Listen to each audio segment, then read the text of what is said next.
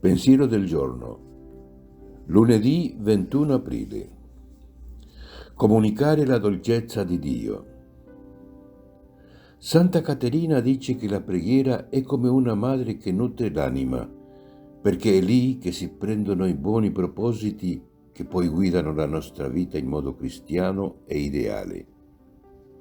Dobbiamo migliorare la nostra preghiera come cristiani. La preghiera, che può essere definita come elevazione dell'anima a Dio, è finalizzata a stabilire una relazione con Lui, una comunione. Esiste quindi in funzione dell'unità, e la nostra spiritualità è la spiritualità dell'unità. Amiamo e pratichiamo la preghiera. Insieme all'amore per il fratello e all'amore per la croce, essa si manifesterà come un'altra possibilità per un'unione più profonda con Dio. E cosa potremmo desiderare di meglio?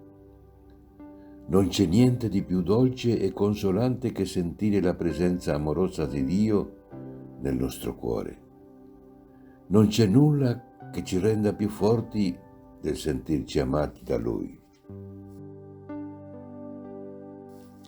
Chiara Lubich, Cercando le cose di lassù, Cittanuova editrice.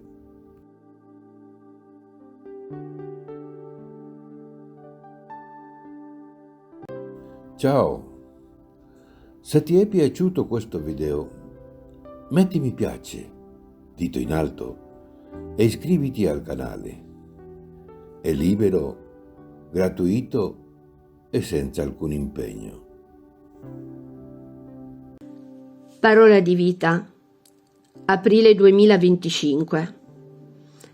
Ecco, io faccio una cosa nuova. Proprio ora germoglia, non ve ne accorgete? Isaia, capitolo 43, versetto 19.